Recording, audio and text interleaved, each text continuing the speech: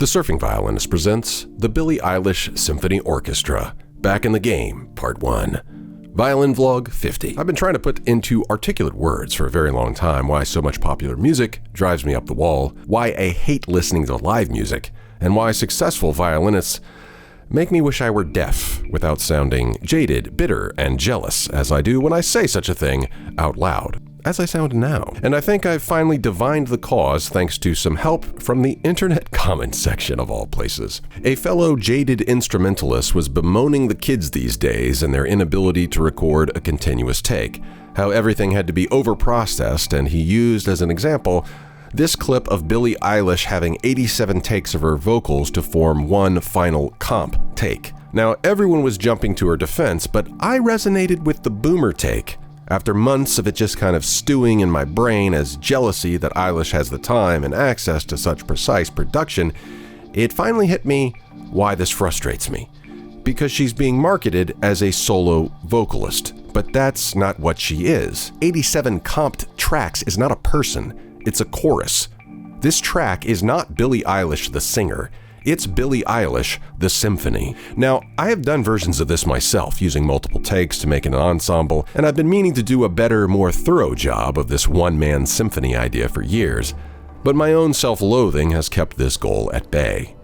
And I will say thank you to Billie and her producer for pulling back the curtain on this process, because they are being honest with how the sausage is made. And it's not some revelation that she's a bad singer. Most of this is for minute phrasing purposes. And what we would traditionally consider recording is actually being repurposed as composition. They are using production as instrumentation, and Billie's voice is the pen and paper in a sense. And in a sense, them pulling back the curtain was an invitation. This is how we do it. Of course you don't sound as good as Billie Eilish on the first take.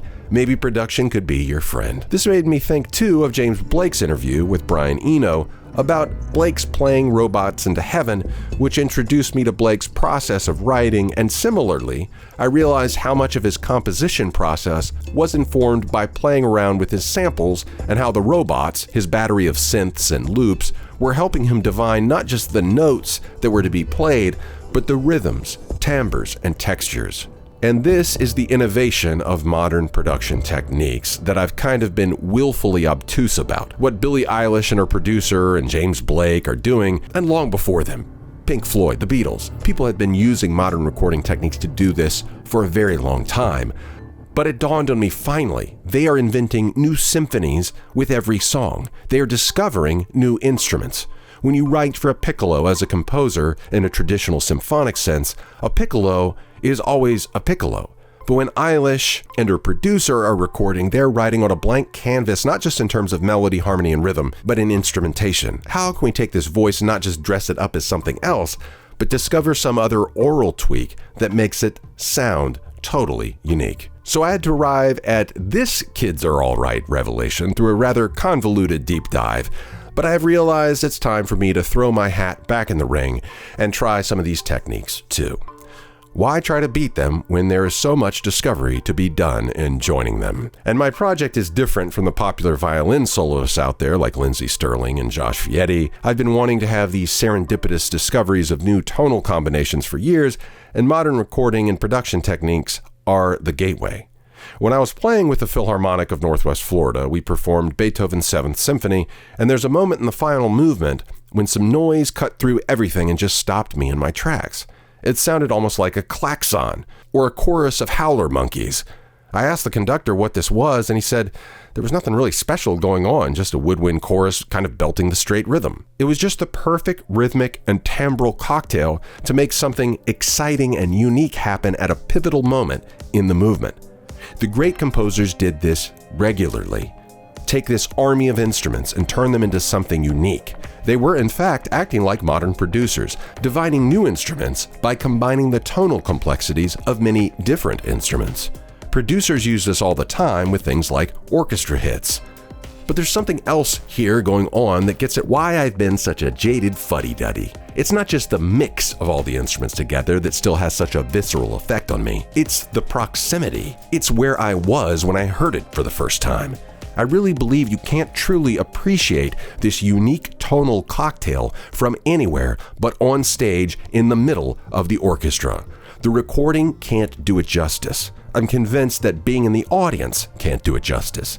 There's something so primal about this experience of being in the middle of a symphonic maelstrom while you're concentrating on playing. No technological mediated version of surround sound can approximate the real thing of being in the middle of driving strings, trying to keep up while the winds and brass belt out a battle cry behind you. It's just something I want everyone to experience.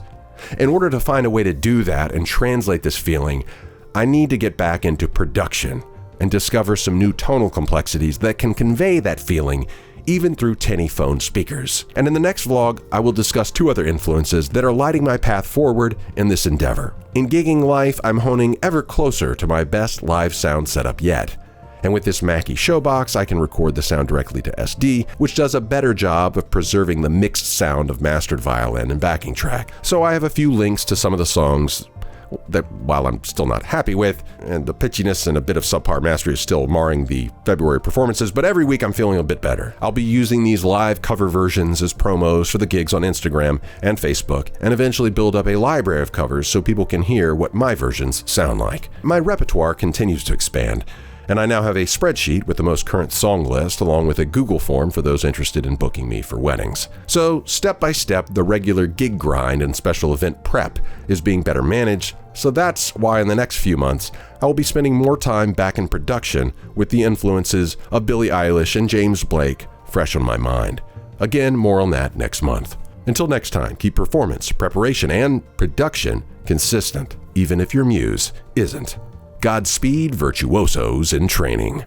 To see these videos early without ads, join the lineup here on YouTube. You just need a YouTube account, and for $1.99 a month, you click this little join button and sign up to get early and ad-free access to 4 monthly vlogs: the surf vlog, the violin vlog, the Masala vlog, and the family vlog. Thank you very much.